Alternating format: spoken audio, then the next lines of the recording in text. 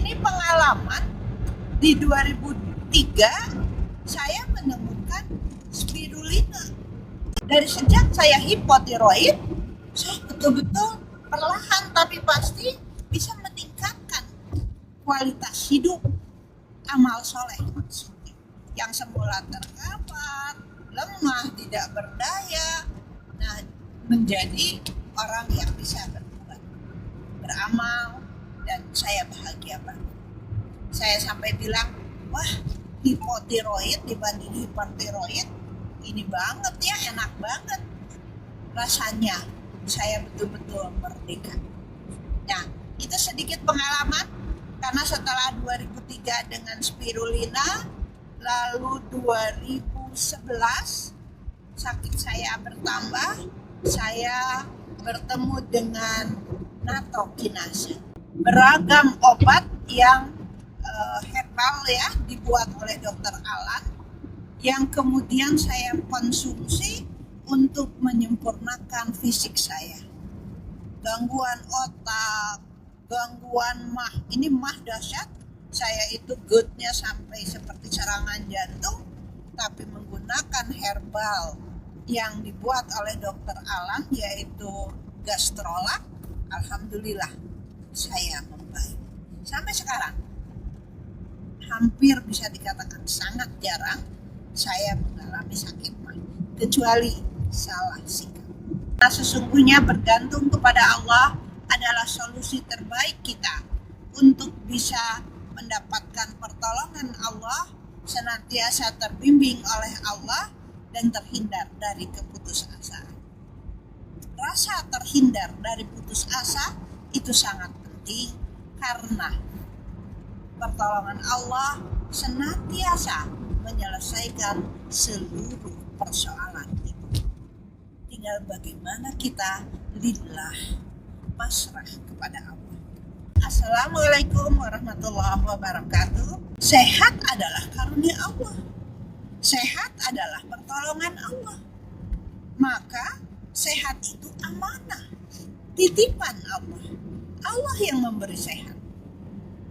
Nah, ketika kita menyadari Allah yang memberi sehat, tentunya kita perlu mencermati kehidupan kita. Bagaimana kita bisa bersikap amanah, bagaimana kita bersikap waspada, bagaimana kita menghindar dari masalah-masalah yang merusak kesehatan. Harusnya udah tidur katanya jam 10 itu agar kita dapat dopamin, tapi kelak kagok. Nah, ini yang saya rasakan. Saya juga belum amanah, tapi saya usahakan minimal ketika saya ingat atau saya batasi. Semoga Allah ampuni ya ketika saya bablas. Nah, untuk sehat, karena sehat itu amanah, maka kita harus bisa mencermati gejalanya gitu. Misal kita pulang dari mana, dari perjalanan jauh, terus badan lelah banget, terus ada rasa dingin di kudu, terus ada rasa nggak enak badan. Nah, itu semua adalah gejala. Itu yang harus kita care. Ini gejala apa ya? Ini kenapa ya? Nah gitu. Kenali perubahan yang terjadi pada tubuh. Demam, nyeri sendi, nyeri apa aja, batuk, pilek, sesak, lemas, dan lain-lain. Masing-masing punya gejala di tubuh dengan gejala yang berbeda. Ada yang sensitif, ada yang enggak, tapi yang umumnya adalah kurang care. Terasa nggak enak, biasa ini. Bukannya, kenapa ya kok jadi nggak enak? Oh, tadi aku perjalanan jauh, istirahat dulu kan harusnya gitu. Nah ini, jadi cermati gejala.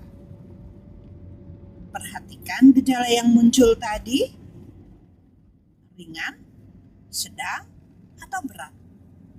Kalau ringan, mungkin cukup dengan istirahat. Kalau sedang, mungkin perlu air hangat, atau susu, atau apapun yang merupakan kebutuhan diri masing-masing.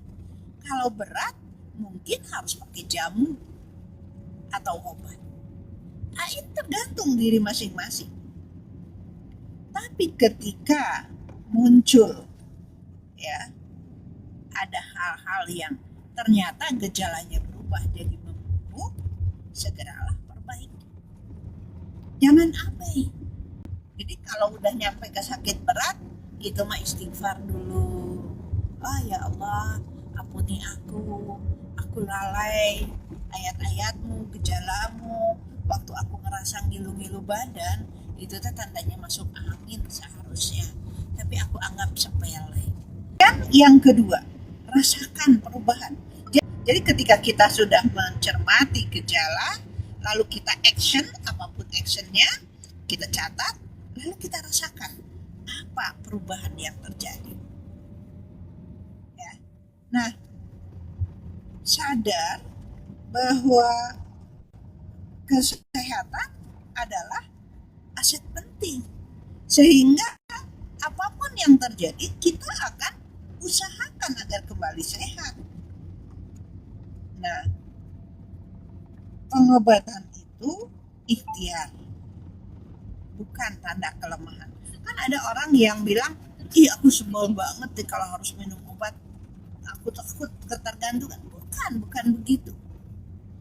Ketika kita sakit, kita memang dalam keadaan butuh pertolongan. Dan yang mengetahui pertolongan itu ahli herbal atau dokter atau medis, tenaga medis. Saya beruntung punya teman-teman tuh baik-baik. Kalau para medis nggak harus dokter, perawat gitu. Anak saya kalau tipes, pernah DBD, saya nggak perlu dirawat di rumah sakit. Saya panggil para medis ke rumah, tolong deh, ini udah jelas positif DBD, apa yang harus dilakukan? Dicek setiap hari, bisa tolong cek darahnya setiap hari, bisa tolong cek infusnya, bisa, sok dirawat di rumah aja. Saya nggak kebayang. Jadi 3 anak saya, yang pertama itu rutin tipes, yang kedua pernah, dan ketiga pernah DBD. Alhamdulillah, 2 penyakit itu nggak pernah dibawa ke rumah sakit. Nah, ini satu keberuntungan ya. Kemudian merasakan perubahan ini juga kita perlu melibatkan keluarga agar mereka bisa mengingatkan. Kita latih care antar keluarga. Libatkan keluarga atau teman sebagai pendukung agar tetap konsisten menjalani pola hidup sehat dan dalam pengobatan. Yang terakhir, cukupkan dosis. Kalau kita berobat dengan dokter, kita enak, dosisnya sudah ditentukan, segini takarannya. Nah, jangan dikurangi dan jangan malas. Ketika dokter berkata, Ibu, obat ini harus dihabiskan agar tuntas pengobatannya. Tapi, Bu, ini obat alergi, cukup Ibu minum ketika Ibu merasakan gangguan, cukup diminum saat ada gangguan. Nah, seperti itu ya. Jadi cukupkan dosis, ini penting.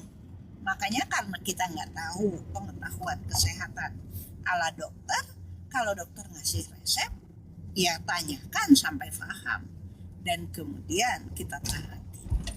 Ya, ini cermati gejala, rasakan perubahan, dan cukupkan dosis. Inilah cara agar kita bisa menjaga kesehatan.